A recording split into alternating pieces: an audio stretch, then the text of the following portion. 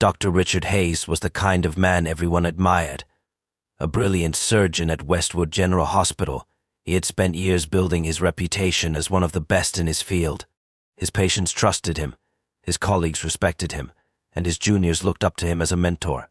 But beyond his professional success, Richard was also seen as a devoted husband. His wife, Laura Hayes, was equally accomplished, a medical researcher with an impressive career of her own. Together, they were the picture of success, a couple that others envied. Their marriage had started with love, passion, and dreams of a perfect future. They had met in medical school, where their shared ambition brought them closer. Late-night study sessions had turned into long conversations about life, medicine, and their future. When Richard proposed to Laura on a quiet evening after their residency, she had said yes without hesitation. They had everything: a beautiful home, fulfilling careers, and a circle of friends who admired their relationship. To the outside world, they were perfect, but perfection was an illusion. As the years went by, the pressures of their careers began to take a toll. Richard often worked long hours, performing surgeries that demanded his full concentration. His dedication to his work left him exhausted, and by the time he returned home, he had little energy left for Laura. She too had a demanding schedule, but unlike Richard, she longed for more than just professional success. She wanted affection, attention, and a sense of closeness that she felt was slipping away. At first, she tried to ignore the loneliness that crept into her life. She convinced herself that Richard's distance was temporary, that his career would always demand sacrifices.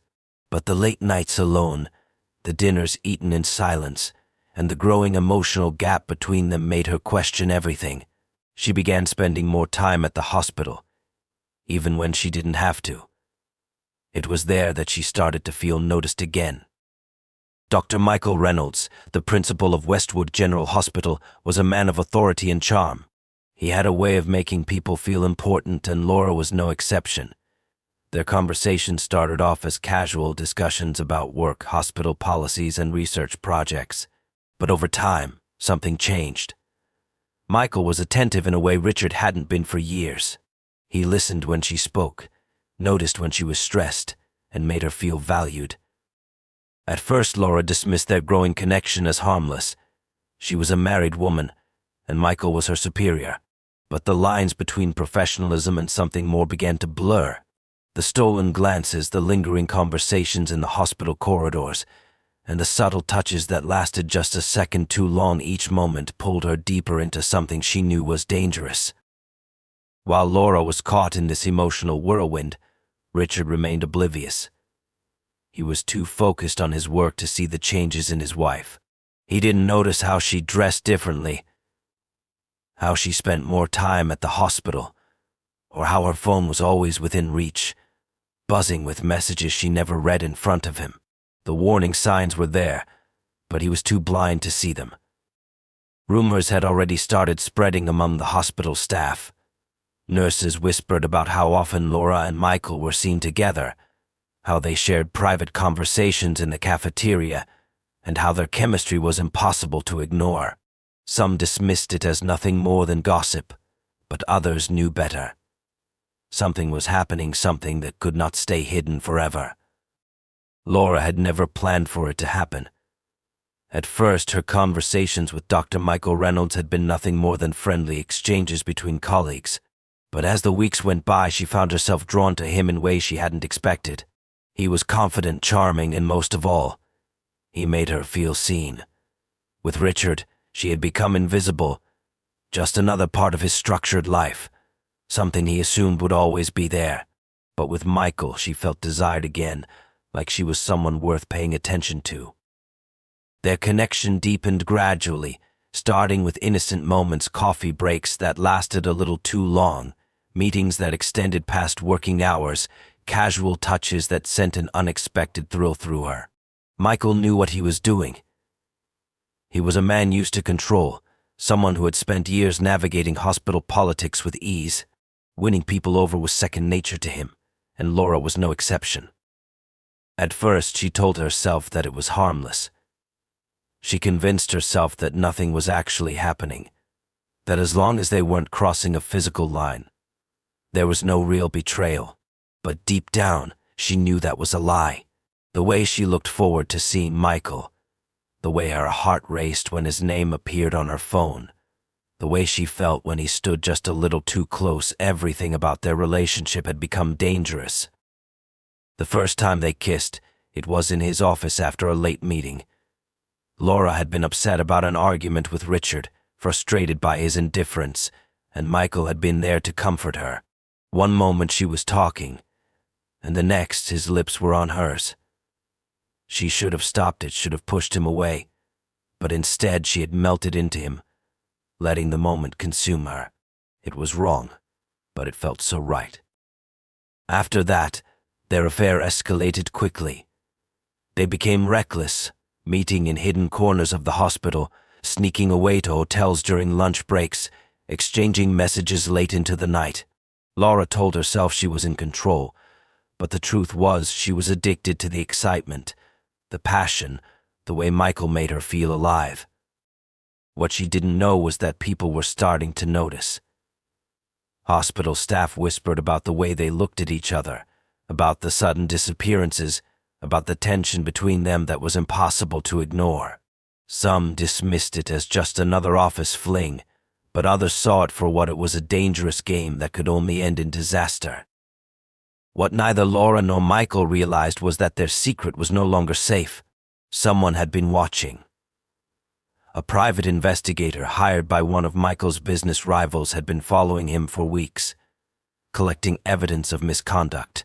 His goal had never been to expose an affair, but when he stumbled upon the truth, he documented everything: photos of stolen moments, records of hotel check-ins, messages exchanged between them.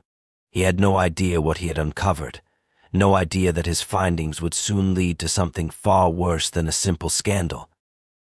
The envelope arrived at Richard Hayes' office late in the afternoon, buried beneath a stack of patient reports and medical journals. At first he didn't think much of it. There was no return address, no markings to indicate where it had come from. He assumed it was hospital-related paperwork and tossed it aside without a second thought.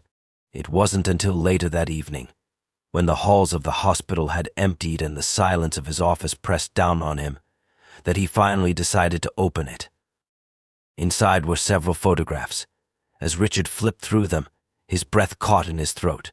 The first image showed Laura sitting across from Michael Reynolds at a restaurant, her hand lightly resting on his. The next showed them walking side by side through a parking garage, too close for mere colleagues. Then came the most damning ones: Laura entering a hotel, followed by Michael just minutes later. There was no room for doubt. His hands trembled as he stared at the images. His mind refused to accept what his eyes were telling him. He had spent years believing that his marriage, despite its struggles, was still intact. He had never once suspected Laura of being unfaithful. Yes, she had grown distant, and yes, their relationship was no longer what it once had been, but an affair. He had been too blind to see it. Rage bubbled inside him, but it was mixed with something worse: humiliation. Had his colleagues known? Had they whispered about him behind his back, laughing at the fool who didn't realize his wife was betraying him? The thought was unbearable. He felt sick, his stomach twisting into knots. His world, once so orderly, had suddenly collapsed around him. For hours, Richard sat in his office, staring at the photographs. He replayed every moment of the past few months in his mind, searching for the signs he had missed.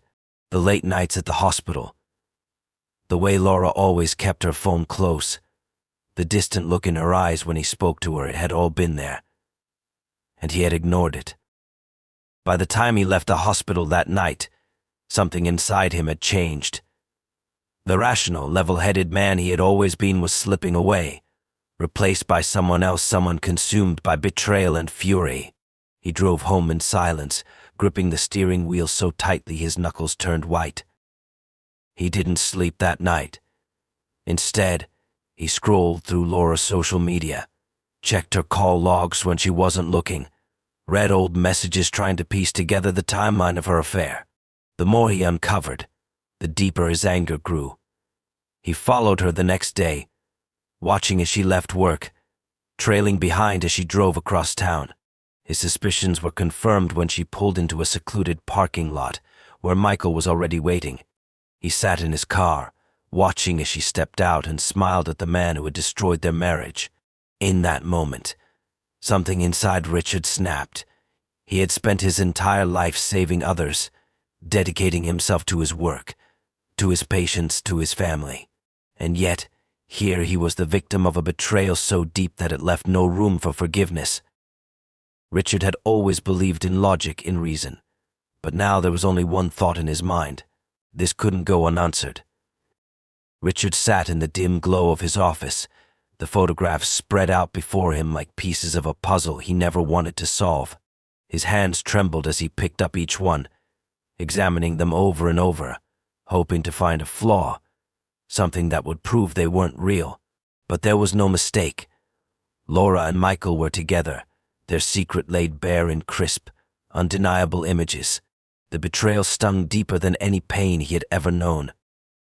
His mind raced, replaying every moment of the past few months. Had she ever truly loved him? Or had she been lying all along, smiling at him in the morning before running off to meet another man? The thought made his stomach churn. He had built his life around her, sacrificed so much for their future, and now it was all a lie. The humiliation was unbearable. He thought about the people at the hospital, the nurses, the doctors. Had they known? Were they whispering behind his back, pitying him for being so blind? His colleagues respected him, but now he felt like a fool. His pride had been shattered, and with it, something dark and dangerous began to take root inside him. He couldn't go home. Not yet. Instead, he stayed in his office long after the hospital emptied, staring at the photos until the rage inside him became impossible to contain. He clenched his fists, his nails digging into his palms. The betrayal burned through him, consuming every rational thought he had left. He wasn't the type to lose control. But this wasn't just an affair, it was a deliberate act of deception, one that had destroyed everything he had built. By the time he left, it was well past midnight. He drove aimlessly through the city, his mind clouded with anger and disbelief. He imagined Laura and Michael together, laughing at him, thinking they had gotten away with it. The idea made his blood boil. He had spent his entire life saving others, fixing what was broken, but now he was the one who was shattered, and there was only one way to make it right. The next morning, Richard followed Laura. He had never done anything like this before, never had a reason to. But now he needed to see it for himself. He kept his distance as she drove, his pulse quickening when she pulled into a quiet parking lot. Moments later, Michael arrived. Richard watched as Laura stepped out of her car and smiled, her face lighting up in a way he hadn't seen in years. Something inside him snapped. She had been lying to him every single day, coming home as if nothing had happened, pretending to be his wife while giving her heart to another man. The thought was unbearable. His vision blurred with rage as he gripped the steering wheel. He had spent years believing in justice, in fairness, in doing the right thing. But this wasn't fair. This wasn't right. And now someone had to pay. The night of the murder was cold and silent, the kind of night where the world seemed to slow down, unaware of the storm brewing beneath the surface. Richard had spent hours planning, but in truth he didn't need much preparation. The betrayal had already taken over his mind, pushing him past the point of reason. He had spent his life saving people, but tonight he was going to take a life. Laura arrived home late, just as he expected. He had been tracking her movements all week, learning her routine, understanding the moments when she was most vulnerable.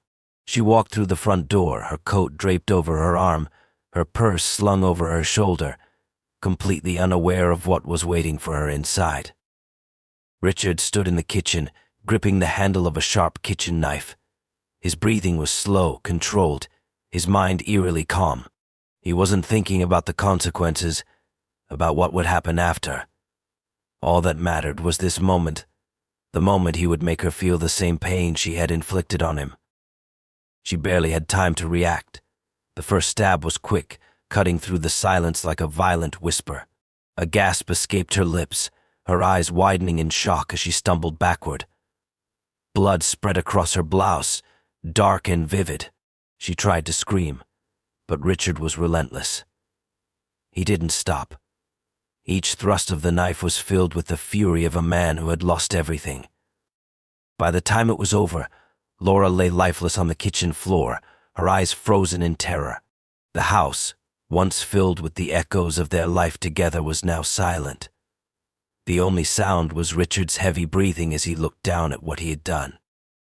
For a moment he felt nothing. No regret, no fear, just emptiness.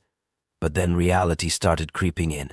The blood on his hands, the stillness of her body, the overwhelming weight of what he had done. He had crossed a line that could never be undone. He needed a plan.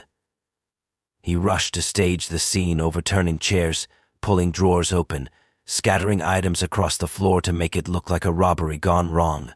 He removed her jewelry, stuffing it into a small bag. The knife, the weapon that had ended his wife's life, had to be disposed of. He wrapped it in a cloth, careful not to leave fingerprints, and placed it inside a plastic bag. Before leaving, he took one last look at Laura. The woman he had once loved, the woman who had betrayed him, was now nothing more than a lifeless body on the floor. But instead of the satisfaction he had expected, a chilling emptiness settled inside him. He slipped out of the house unnoticed, driving through the quiet streets until he found a secluded dumpster. Without hesitation, he tossed the knife inside and kept driving, blending into the darkness, hoping he had covered his tracks. But deep down he knew the truth. No matter how careful he had been, there was no such thing as the perfect crime. The news of Laura Hayes' murder spread quickly, shaking the entire hospital. A respected researcher, a devoted wife killed in what appeared to be a violent home invasion. Colleagues whispered in shock, neighbors mourned, and the police wasted no time launching an investigation.